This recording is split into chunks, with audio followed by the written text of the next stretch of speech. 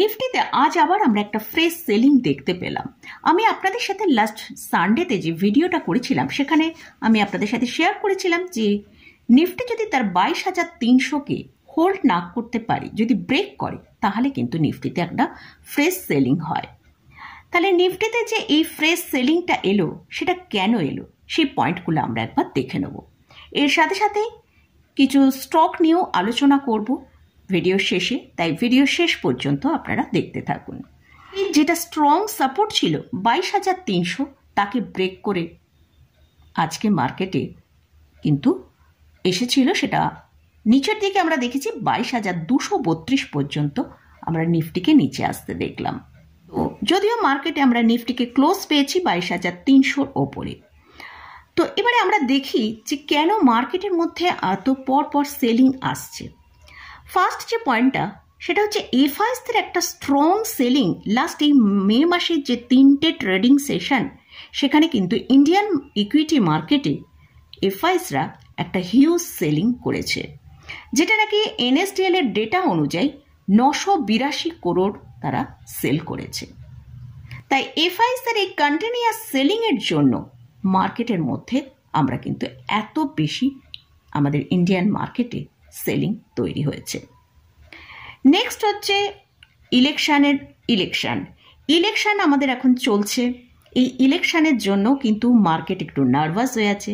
মোটামুটি এই ইলেকশনের টাইমে এফআইএসরা কিন্তু বাই করে না, তারা সেলিংই করে। এর ফলে আমাদের ইন্ডিয়ান মার্কেটে একটা সেলিং আমরা দেখতে পাচ্ছি। আর ইলেকশনে যেসব আগে বেশ কিছু নিউজ এসেছিল, যেটা নাকি ইলেকশনের রেজাল্টে বিজেপি গভর্নমেন্ট আসবে, অর্থাৎ এনডিএ সরকার আসবে, তো সেটা তো মার্কেটের কাছে একটা ডিসকাউন্টেড খবর হয়ে গেছে। সেই জন্য কিন্তু এই সব খবরগুলো মার্কেট আগে থেকেই সেসবের র্যালি দেখিয়ে দিয়েছে। তো এখানে রিটেলাররাও এই বুঝে কিন্তু মার্কেটের মধ্যে তারাও সেল করছে যে ইলেকশনের পর মার্কেটের কি কন্ডিশন থাকে, এটা একটা সবার কাছে আস্কিং মার্ক আছে। সেই জন্য কিন্তু মার্কেটের মধ্যে একটা সেলিং হচ্ছে। হয়তো যদি ইলেকশনের পর হালকা থাকে, সেখানে কিন্তু আবার বাই করার নতুন অপরচুনিটি থাকবে। এর জন্য রিটেল ইনভেস্টররাও এই জায়গায় সেল করছে। নেক্সট যে পয়েন্টটা সেটা হচ্ছে মার্কেট কিন্তু অনেক হাইতে ট্রেড করছে, তার জন্য কিন্তু মার্কেটের যে ভ্যালুয়েশনটা সেটাও কিন্তু অনেক হাইতে চলছে। মার্কেট যেহেতু অনেকটা হাইতে ট্রেড করছে, তার জন্য কিন্তু সেই প্রেশারটাতে মার্কেট কিন্তু নিচে আসছে। তবে যখনই মার্কেট অনেক হাইতে চলে, সেখানে কিন্তু একটু কারেকশন আসলে, সেটা এলে মার্কেট কিন্তু আরও হেলদি হয়ে যায়। তো সেই জন্য কিন্তু মার্কেটের মধ্যেও এই কারেকশনটা আসছে। আর ফোর্থ যে পয়েন্টটা সেটা হচ্ছে Q4-এর রেজাল্ট এখন চলছে। অনেক কোম্পানিতেই দেখা যাচ্ছে যে তারা নেগেটিভ রেজাল্ট প্রোভাইড করছে। এটাও কিন্তু মার্কেটের উপর একটা এফেক্ট পড়ছে। সেই জন্যও কিন্তু মার্কেট একটা সেলিং তৈরি হচ্ছে।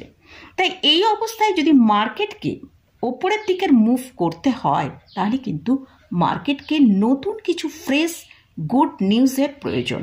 তবেই কিন্তু মার্কেট এখানে কিন্তু ভালো একটা র্যালি দেখাতে পারে। তাই আমাদের ইলেকশন পর্যন্ত একটু অবজার্ভ করতে, মার্কেটের মধ্যে কিন্তু এই মুভমেন্টটা থাকবে বলে আমার মনে হয়। কারণ ইলেকশনের পরে যদি কোনো ভালো নিউজ আমাদের সামনে আসে, তখন হয়তো মার্কেটের মধ্যে আমরা একটা ভালো মুভ দেখতে পাবো। তবে এক্ষেত্রে একটা কথা আমি বলি যে যদি আপনার ভালো স্টকে ইনভেস্ট করা থাকে, তাহলে কিন্তু ঘাবড়াবার কোনো কিচ্ছু নেই। আপনি হোল্ড করে রাখুন। আপনি হয়তো এখন যদিও বা আপনার প্রফিট হয়তো কম থাকে বা লসে থাকেন, কিন্তু মার্কেট যখন মুভ আসবে, সেক্ষেত্রে কিন্তু ভালো র্যালি আপনার স্টকেও আসতে পারে। মার্কেটের দিকে যদি তাকিয়ে দেখি, সেখানে আমরা দেখতে পাচ্ছি ম্যাক্সিমাম মার্কেটই কিন্তু পজিটিভে ট্রেড করছে। শুধু আমাদের ইন্ডিয়ান মার্কেটেই কিন্তু যে প্রবলেমটা, তো প্রবলেম এখানে প্রফিট বুকিং হচ্ছে, একটা হিউজ সেলিং করছে এফআইএসরা। তো এইসব পয়েন্টের জন্যই কিন্তু মার্কেট এতটা সেলিং আসছে। আমেরিকা মার্কেটকে দেখি, সেক্ষেত্রে আমরা দেখতে পাচ্ছি আমেরিকা মার্কেটে পরপর 4 দিন ধরে কিন্তু পজিটিভে মুভ করছে। ডাউনসন তো তার প্রায় হাইয়ের কাছাকাছি ট্রেড করছে, প্রায় 39,000-এর কাছাকাছি ট্রেড করছে, ওই 38,800-এর কাছে আমেরিকা মার্কেটে ডাউন জোন ট্রেড করছে। ন্যাসড্যাক সেখানে 16,350-এ গতকাল ক্লোজিং দিয়েছে। তো আমরা যদি পুরো গ্লোবাল মার্কেট দেখি, সেখানে পজিটিভে ট্রেড করছে, শুধু আমাদের ইন্ডিয়ান মার্কেটের মধ্যেই কিন্তু প্রবলেম হচ্ছে। তাহলে এবারে আমরা দেখে নেব নিফটির জন্য যে স্ট্রং সাপোর্টের জায়গাটা কি আছে, সেই লেভেলগুলো আমরা একটু দেখে নেব। নিফটি এখন ক্লোজ হয়েছে আজকে 22,300-র কাছে। নিফটির জন্য যেটা স্ট্রং সাপোর্ট সেটা হচ্ছে 22,050। নিফটি জাস্ট 22,300 লেভেলেই ক্লোজ হয়েছে। যদি নিফটি 22,300-র ওপরে চলতে থাকে, তাহলে আমরা ওপরের দিকে নিফটিকে 22,400 পর্যন্ত দেখতে পেতে পারি। আর যদি নিফটি 22,250-কে ব্রেক করে নিচে চলে আসে, তাহলে কিন্তু আমরা 22,050-এর কাছে পৌঁছে যেতে পারি। এবার আসছি নিফটি, ব্যাংক নিফটি নিয়ে আলোচনা করব। ব্যাংক নিফটিতে ক্লোজ হচ্ছে 48,285, আর ব্যাংক নিফটি আজকে লো দেখিয়েছে 48,213। ব্যাংক নিফটি যদি 48,450-এর ওপর চলতে থাকে, তবেই আমরা ব্যাংক নিফটিতে একটা ভালো মুভ দেখতে পারি। সেটা হচ্ছে 48,750 থেকে 48,850। আর ব্যাংক নিফটির জন্য যেটা স্ট্রং সাপোর্টের কাজ করছে সেটা হচ্ছে 48,000। যদি এই 48,000-কে ব্রেক করে ব্যাংক নিফটির নিচে আসে, সেক্ষেত্রে ব্যাংক নিফটিতে আমরা ফার্স্ট যে পয়েন্টটা দেখব সেটা হচ্ছে 47,750। তারপর তাকে যদি ব্রেক করে নিচে আসে, 47,500 পর্যন্ত নিচে আসতে পারে। তো এটা গেল নিফটি এবং ব্যাংক নিফটি নিয়ে আলোচনা করলাম। আজকে মোটামুটি মার্কেটে আমরা দেখেছি এফএমসিজি সেক্টর এবং কিছু আইটি সেক্টরের স্টকের মধ্যে একটা বাই হয়েছে। তো সেক্ষেত্রে এফএমসিজি স্টকের মধ্যে HUL, ITC, Nestle, merry-go, Dabur, এইসব স্টকগুলোর মধ্যে একটা খুব ভালো বাইং এসছে।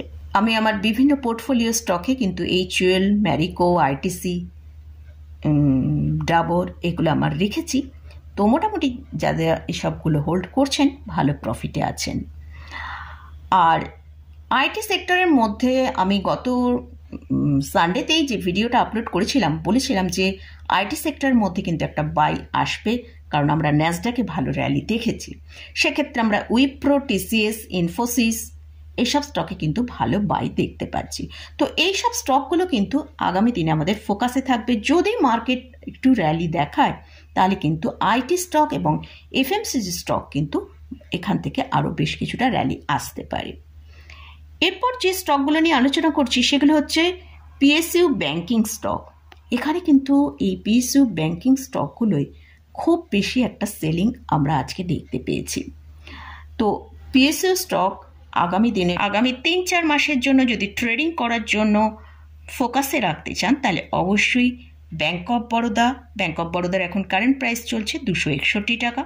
মোটামুটি ব্যাংক অফ বরোদা আজকে 258 টাকা পর্যন্ত ডিপ হয়েছিল। তো ব্যাংক অফ বরোদাকে কিন্তু অল্প অল্প করে বাই করা যেতে পারে। কানাড়া ব্যাংক সেটা 577 টাকা পর্যন্ত লো দেখেছি। আর PNB কিন্তু অল্প অল্প করে নিচের দিকে আসলে বাই করা যেতে পারে। PNB সেই স্টকটাও প্রায় 120 টাকার কাছে ট্রেড করছে, PNBতে বাই করা যেতে পারে। এছাড়াও আমরা রেলের স্টকের মধ্যে IRFC কিন্তু 150 টাকা দামে এখন চলছে। সেখানে কিন্তু একটা বাইয়ের খুব ভালো সুযোগ রয়েছে। স্টকটা প্রায় হাই থেকে প্রায় 12% নিচে ট্রেড করছে। IRCTC যতক্ষণ না স্টকটা তার 980 টাকা ব্রেক করে নিচে আসছে, ততক্ষণ কিন্তু এই স্টকটার দিকে ফোকাসে রাখা যেতে পারে। তো মোটামুটি এতগুলো স্টক নিয়ে ডিসকাস করলাম এবং ইন্ডেক্স নিয়ে আলোচনা করলাম। এগুলো কিন্তু কোনোটাই আমি বাই রেকমেন্ডেশন করছি না, লেভেলগুলো নিয়ে ডিসকাস করলাম। তো আর মার্কেট কেন এতটা সেলিং হচ্ছে সেটা নিয়ে আলোচনা করলাম। তো মোটামুটি এই স্টক বা ইন্ডেক্স কোথাও যদি আপনারা বাই করতে চান, আপনারা আগে ভালো করে রিসার্চ করে নেবেন, করে নিয়ে তারপরেই বাই করবেন। আমি কোনো বাই রেকমেন্ডেশন করছি না। আর মোটামুটি আজকের মতন ভিডিওটা এখানেই শেষ করছি। ভিডিওটা যদি ভালো লাগে অবশ্যই লাইক করবেন, শেয়ার করবেন, সাবস্ক্রাইব করবেন। ধন্যবাদ।